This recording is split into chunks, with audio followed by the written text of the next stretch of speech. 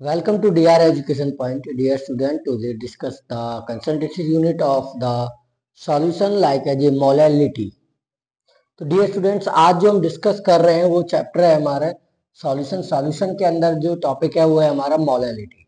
Molality होता क्या है, देखिए मोलैलिटी होता है the number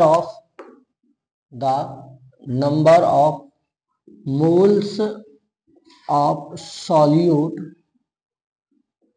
present in solvent. और बेटा सॉल्वेंट किस में होता है, या तो किलोग्राम में होगा या फिर आपका ग्राम में होगा। किस में होगा?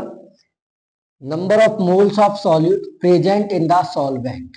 किस में होगा? सॉल्वेंट में होगा।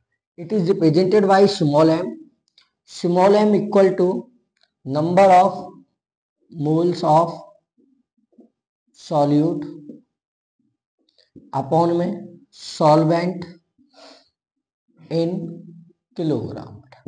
तो किलोग्राम में तो कुछ नहीं करेंगे, अगर हमारा किस में है और में देखिए ग्राम में है तो number of moles of solute upon में सॉल्वेंट इन ग्राम, तो मल्टीप्लाई बाई 1000 से मल्टीप्लाई करेंगे।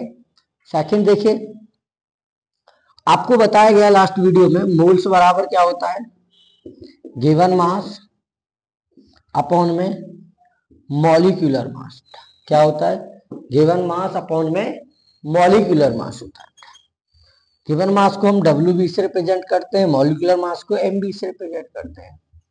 तो देखिए क्या हो जाएगा, अगर हम शॉर्ट में देखें M equal to number of moles of solute upon में सॉल्वेंट WA। अब जो WA है हमारा वो क्या है, हमारा सॉल्वेंट है इन ग्राम में या किलोग्राम। तो पूरी यूनिट, और NB बराबर क्या हो जाएगा, NB बराबर हो जाएगा WB अपॉन में MB। तो देखिए अब हम इस वैल्यू को यहाँ पे पुट करते हैं तो क्या आ जाएगा, M equal to WB upon में MB इंटू में WA। और अगर अभी हमारा किस में ग्राम में है तो इंटू में 1000।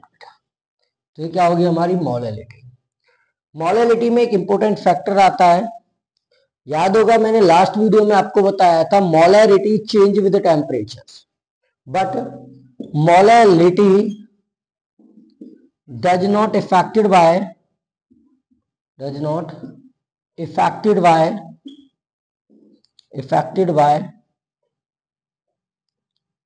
by